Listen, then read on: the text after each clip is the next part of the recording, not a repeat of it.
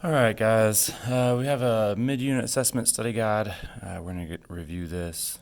A lot of these are problems from throughout the first 10 lessons of Unit 5. Should help you guys be ready for the end of unit or the mid-unit assessment here that we're going to take. Mostly it's just reading graphs, answering questions.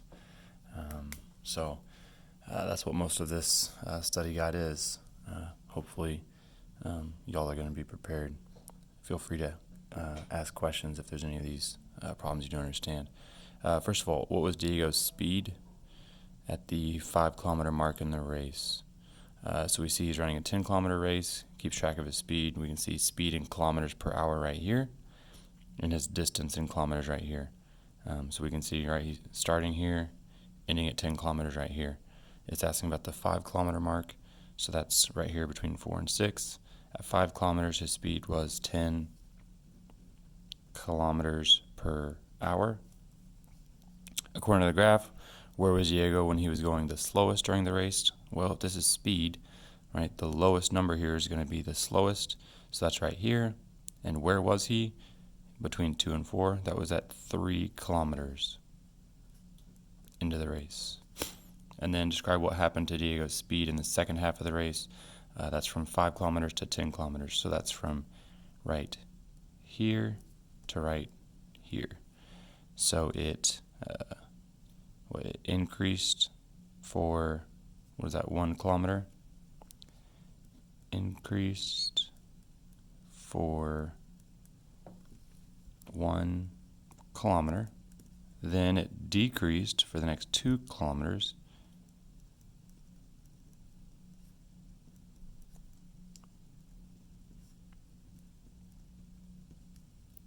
Increased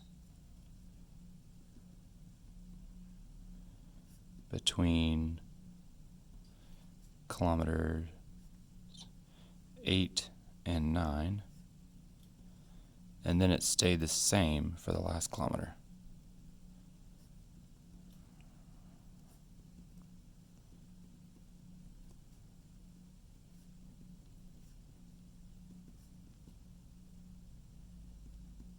All right, so there's our description of that graph. The second half of the graph there from kilometer to 5 to kilometer 10. All right, next one. I think this was another one of the exit slips that we did. Elena starts to walk home from school, but has to turn around and go back because she left something in her locker. On her way back home, the second time, she runs into her friend who invites her to the library to do homework with her. She stays at the library and then heads home to do chores. So we were supposed to figure out which graph fits Elena's story, what the two quantities are, and which quantity is a function of which. All right, so first of all, I like to break the story apart into chunks here. So first thing that Elena does is starts to walk home from school. She turns around to go back because she left something in her locker on her way back home. So now she was heading home, went back to school. Now she's on her way back home here. That's 3. She runs into her friend who invites her to the library to do homework with her. So she does go to the library here. That's 4. She stays at the library, all right, showing she's not moving, right, staying, and then heads home to do her chores. So that'd be the 6th part. So we need to figure out which one of these graphs it could be. I think it's maybe our best method here might be to try to match up these parts of the story to each part of the graph and just see which one fits better. So first of all, she starts to walk home from school. This could be her starting to walk home here. Turn around, go back. So here we see she's turned around. She's going now the opposite direction. This flat part isn't really in the story. This would show maybe her staying in one spot. So perhaps she's staying at the school for a minute. Maybe it's taking her a few minutes to get into the school, to get to her locker, to get her stuff out. So perhaps that's why this is staying flat. So this would be a part that we hadn't really marked, all right, which may make me think maybe this graph isn't the best option here for our story. Now she's on her way back home again. So here's part 3. All right, she was going home at the beginning, now she's going home again, so that looks the same as this one. This was going towards the school, this is going towards home. She runs into her friend, invites her to go to the library to do her homework with her. So now she's going to the library right here. All right. She does stay at the library for a while, so here would be staying at the library. And then she heads home to do her chores. All right, so if we were going to choose this graph, if we thought this graph here fit Elena's story the best, it looks like home is where she finally ends up, and school would be right here. So this one here would have to be distance from home, and then this would be over time. And we don't have to have units for this one. Units are always a good thing. It doesn't really say anything about miles or hours or any of those things. But if you wanted to include units, that's always a good idea. All right, so now let's talk about the second graph. The second graph here, let's try to match up these parts. She starts to walk home, so this could perhaps be her walking towards home here, and then turn around and go back to school here. The problem I would have with this one here might be that if she was at school and started to walk home, she never actually gets all the way back to school. Maybe we're going to say that where she was at in the school, her locker was maybe on the other side of the school, so she didn't have to go as far. Maybe her locker here is closer to home, and that's why we see her staying. Again, this flat part would be her maybe staying at the school for a few minutes, going to her locker, doing whatever. So that doesn't perfectly match up. Now she's walking back home again, but before she gets there, she runs into her friend, turns around and goes back to the library, stays at the library for a while, and then goes back home. All right, so this graph could also fit this part right here, having to explain that maybe the locker in the school isn't at the same spot where she started out in the school, is perhaps a little less convincing. If we were going to do that, this would have to be distance from, think about it for a second, right here's 0. So where was she at when she was at 0? That's distance from the school. And again, we'd still have time here. All right. So I think the first graph over here is a little bit better, just because we have to explain this one here, kind of silly. Both of these we have to explain that she's staying at the school, which isn't actually part of the story, doesn't fit the story as well. But I think we can maybe understand that it took her a few minutes to get the stuff out of her locker. So we've labeled the two quantities, right? The two variables on both of these. We're supposed to say which quantity is a function of which. So this way it is a function, right? There's only one output for any given time. She's only at one spot. If we were to turn it, it wouldn't be a function anymore, right? For a few of these distances, there's more than one time for her distance from home or her distance from school, if we're looking at this graph. So we couldn't say that time is a function of distance on either one of these. But we can say that distance from home is a function of time. All right, distance from home is a function of time. You could also say that distance from home depends on the time, right? If I want to know how far she is from home, I'd have to tell you what time, and then you could answer that question. You couldn't answer that question without the time given. So hopefully that helps for that cool down problem. All right, table shows the area of a square for specific side lengths. So here we have the side length of the square. Down here we have the area given, right? So area of a square is just a side length times itself. So 0.5 times 0.5 is 0.25, 1 times 1 is 1, 2 times 2 is 4, 3 times 3 is 9. Down here for the area of a circle with a radius r, that's area equals pi times radius squared. Says, is the area of a square with side length 2 inches greater than or less than the area of a circle with radius 1.2 inches? So area of a square with side length 2 inches, that should be pretty easy to solve. The area of a square here would be 4. 2 times 2 is 4. Now the area of our circle, that's a little tougher. We have 1.2. That's not the easiest number there to use. So pi times 1.2 squared. All right, so we can just plug that into our calculator. And when I plug that in, I get 4.52. So is the area of a square of side length 2 inches greater than or less than? That's less than the area of our circle, because our area is for the circle is 4.52. The area of the square is only 4. So we would say less than. Noah is depositing money in his account every week to save money. The graph shows the amount he has saved as a function of time since he opened his account. Elena opened an account the same day as Noah. The amount of money in her account is given by the function E equals 8W plus 60, where W is the number of weeks since the account was opened. I believe we did this problem in class as well. First question, who started out with more money in their account? Noah here started with $60. Elena here started with $60. Same amount. Both start with $60. Who's saving money at a faster rate? Okay, so let's figure out how fast Noah is saving his money. He's going from 60 to 70, but that's in 2 weeks. So 60 to 70, that's $10 every 2 weeks. That's $5 per week.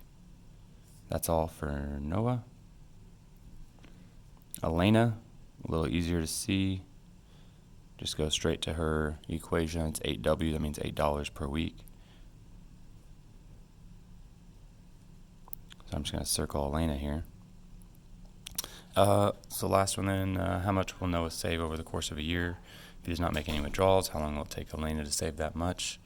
So if he's saving $10 per week, $5 per week. We went over this one in class too. What we needed to know was how many weeks were in a year. So $5 times 52 weeks each year means he's saving $260. Now, we talked about this as well. He also has the $60 that he started with. So after a year, he's going to have $320 saved up in his account. But he's saved $260 over those 52 weeks. How long will it take Elena to save that much? So if we want to figure out for Elena to save the $260, because she's also started with the that same $60, we can divide that by her $8 per week to figure out exactly how much it's going to, how many weeks it's going to take her to get the same amount. And that was 32.5 weeks. All right, 32.5 weeks. Down here, certain city in France, they gain 2 minutes of daylight each day after the spring equinox, usually in March. But after the autumnal equinox, usually in September, they lose 2 minutes of daylight each day. All right, so look, after autumn, they lose. All right, and then after the spring, that's when they are gaining. So gain, that's increase, right? Losing would be decreasing. So let's see, which most likely represent the graph of daylight for the month after the spring equinox. So spring was when they're gaining. That should be an increasing graph. So I see two graphs here that are increasing. It could be one of these two. The reason I would pick D for this one is because it doesn't start at 0. For me, I don't know of a place in the world, maybe in Alaska, where there's days where there's absolutely no sunlight, where it's just absolutely pitch black all day. The sun never shines there. So in France, I believe that there is some sunshine every day, that it wouldn't start at 0 minutes of daylight. So I think that's why we're picking D. Which of the graphs is most likely to represent the graph of daylight for the month after the autumn equinox, where they're losing and decreasing? That's got to be B. B is the only decreasing graph here. So then last, why don't we pick the other two? A, that one doesn't show gaining or losing, right? They said we were going to gain sunlight, said they were going to lose sunlight, didn't say anything about the sunlight staying the same after the equinox. And then C, we're not choosing that one because it starts with 0 minutes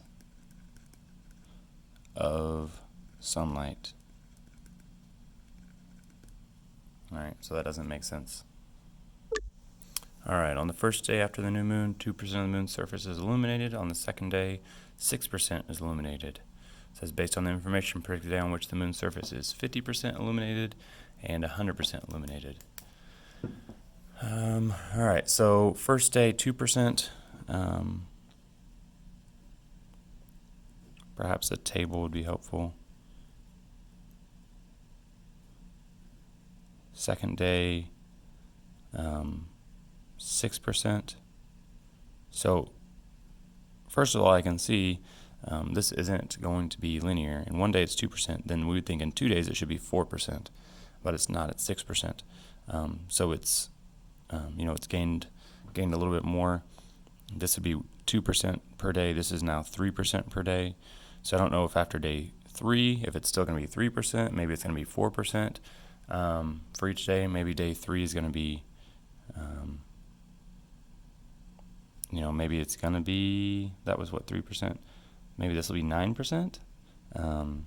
Maybe it's going to be 12% if it's continuing to increase at the same rate. So, we can't exactly be sure. That's why it's saying predict, not, give me the correct answer. We're just looking for, something close. Use some of your skills here.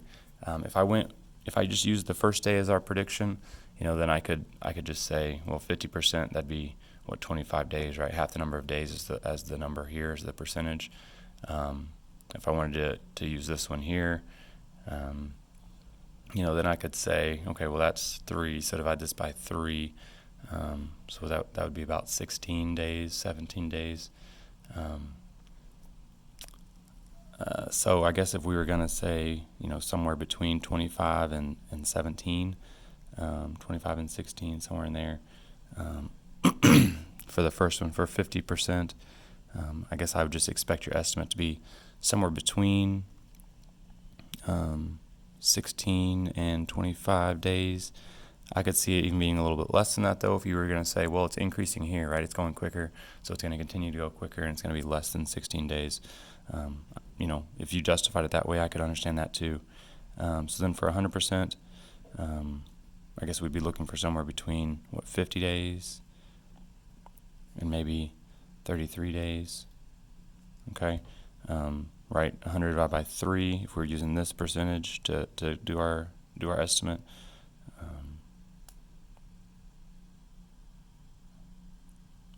What would be 100 divided by 3 is 33, or if we use this percentage here, 100 divided by 2 would be the 50. It says the moon's surface is 100% illuminated on day 14. All right, so not even close here on our estimates. Does this agree with the prediction that you made? No, it does not. Is the percentage illumination of the moon's surface a linear function of the day? So linear, does it increase at a constant rate? No, it does not. The percentage is not constant. All right. Perhaps we could use a linear model for that, but the way that works, that's definitely not constant. In science class, Jada uses a graduated cylinder with water in it to measure the volume of some marbles. After dropping in 4 marbles, so they are still underwater, the water in the cylinder is at a height of 10 milliliters. After dropping in 6 marbles, so they are all underwater, the water in the cylinder is at a height of 11 milliliters. What is the volume of 1 marble? I think a table here might be helpful. I'm going to move over here to the side and make a table.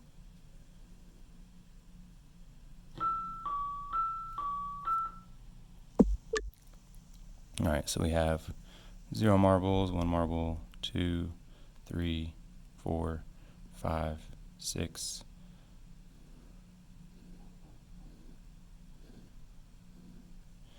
And let's see, let's fill in some of these blanks that we have for the milliliters.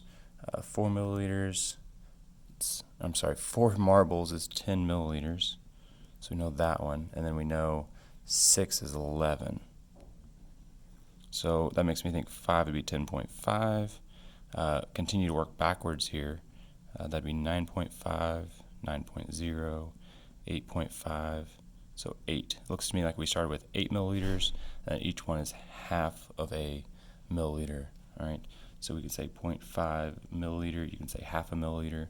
How much water was in the cylinder before any marbles were dropped in? Well, with 0 marbles, we were 8 milliliters. What should be the height of the water after 13 marbles are dropped in? So let's see, 13. We got to keep adding half? So that's going to be 7 more marbles than what we had here. Or we could just take this in half. 13 times 0.5, that's going to be 6.5 milliliters. But we started with 8, so we got to add that back to our 0. So 8 and 6.5, that'd be 14.5 milliliters total then with 13 marbles. This is the volume of just the marbles, and then adding in the 8 for 0 marbles gives us the total. And it says, is the volume of water a linear relationship with the number of marbles dropped in the graduated cylinder? If so, what does the slope of the line mean? If not, explain your reasoning. So this is linear. It's always increasing by 0.5. So we can say it is linear.